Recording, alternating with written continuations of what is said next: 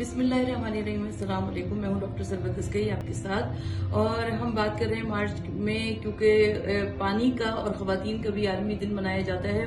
लिहाजा बतौर खातून मेरी और आपकी जिम्मेदारी है कि हम पानी की सेविंग करें। पानी को सेविंग करने के बहुत सारे जरिए भी हो सकते हैं, लेकिन उसके लिए शर्त यह है कि घरों में पानी आना चाहिए।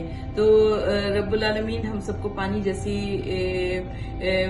एक ऐसी दौलत है पानी जिसका कोई जवाब नहीं है। और प्लांटेशन के ऊपर क्योंकि हम बहुत ज्यादा काम करते हैं, लिहाजा पौधों में जो हम दाल चावल धोते हैं उसका बचा हुआ पानी डाला जा सकता है। उसके अलावा एसी का बचा हुआ पानी डाला जा सकता है। वजू जो हम पानी करते हैं और नल खुला छोड़ देते हैं और पानी बेतहाशा बहता जाता है, जो कि असराफ के जुमरे में आता है, तो उसको भी हम प्लांटेशन में इस्तेमाल कर सकते हैं।